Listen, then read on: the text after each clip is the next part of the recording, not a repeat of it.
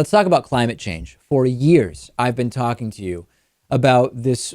You guys know about this. For the most part, our audience knows that there is an overwhelming consensus with regard to climate science.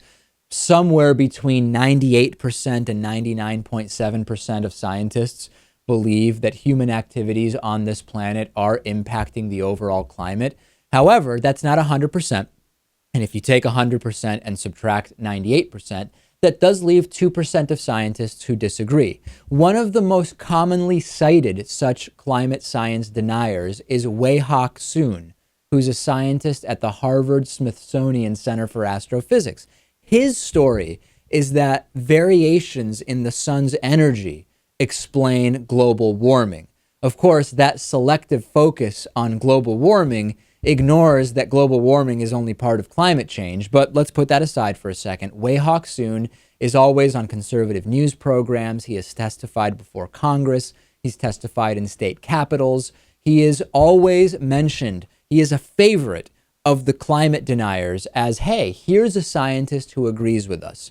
It turns out, and Lewis, this may not surprise many in our audience, that the money trail has exposed Wei-Hock Soon, already a scientist in the extreme minority. It turns out he has accepted more than $1.2 million in money from the fossil fuel industry over the last decade, and simultaneously did not disclose that he is funded by the fossil fuel industry in a bunch of the scientific papers that he wrote. 11 papers at minimum that he wrote since 2008 don't mention that he's funded by the fossil fuel industry. And in 8 of those cases, the journals have published his articles without those disclosures in violation of their own guidelines. Also, it has been uncovered, as reported by the New York Times, that Dr. Soon has received at least $230,000 from the Charles Koch Charitable Foundation. You may remember that the Koch brothers derive significant portions of their fortunes from oil refining. Other industry groups have also supported his work over the years. It includes ExxonMobil, the American Petroleum Institute, although recently it seems as though they have kind of scaled back on their contributions. So 99-1, roughly, consensus about climate change. Very few scientists disagree. One of the most popular ones in the minority turns out to have been getting cash for his research from the fossil fuel industry and not disclosing it. How embarrassing, Lewis. Very embarrassing. Not surprising that he didn't want to disclose it. But when he was given this money, was this money that was given to him to fund studies? Was that the kind of the idea behind this money? I mean, or was it just a straight up, you know what, here's $1.2 million.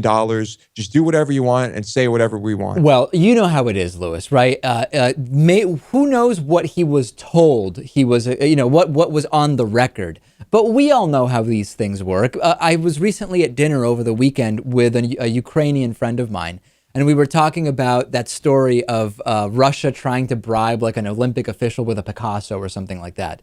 And my friend jokingly said to me, in Russia, there are no such things as bribes. There are gifts that also come with expectations that while they are temporally related, it is not a causal relationship. So there's no such thing as a bribe. And I think that the same type of analysis might apply here.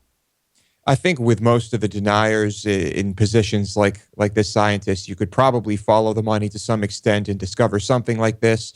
Of course, there are still some who really believe that this is just a natural occurrence. Of course. And then when you actually analyze the science that he's doing, Gavin Schmidt, who's the head of the Goddard Institute for Space Studies in Manhattan, which is a NASA division that studies climate science, has said that the work that Dr. Soon is doing is just worthless, that the sun accounts for no more than 10% of recent changes in temperature. 90% could be explained by human activity. And here's a quote from Dr. Schmidt: "The science that Dr. Soon does is almost pointless." So not only is the science bad, he's getting the money for it. Hugely embarrassing for the climate deniers. And I don't call them climate skeptics, because skeptics actually seek truth.